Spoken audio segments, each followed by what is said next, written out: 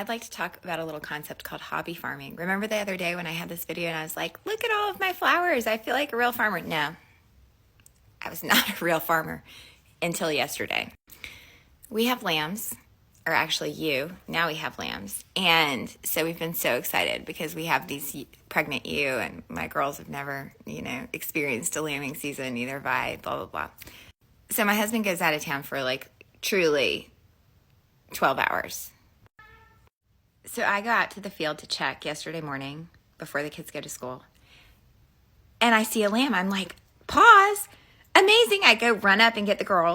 So there was, in fact, one healthy lamb, but then the other two had issues. And so all of a sudden, I'm exposing my children to the circle of life in a pretty deep way. One looked totally fine.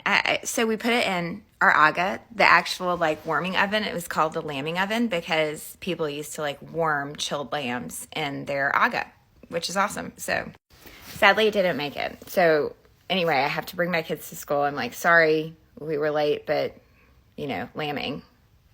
So then my neighbor across the street, who's also been a sheep farmer for forever, he's like, hey, why don't you bring me the dead lamb? This is wild. So he basically makes a sweater out of the dead lamb, gives me another lamb of one that had triplets, because sometimes it's too much for the moms. So I'm going with the sweatered new lamb to my farm. And then I have to try to convince the mom that she's going to nurse this baby that's not hers with the sweater on it. I mean, guys, a year ago at this time in the morning, I would just be doing a Starbucks run. So then, just like any good mother, she knew it wasn't hers. So then I had to convince her that this was actually going to be good for her. I've never done anything like this before. If there are any farmers watching this video, they're like, what a disaster you are.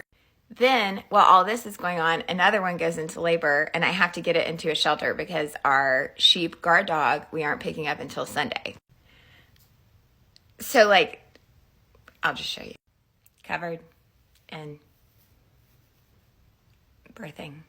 So my point in this is that I don't know who calls this hobby farming, but they must have other people helping them, because this doesn't feel like it should be anyone's hobby.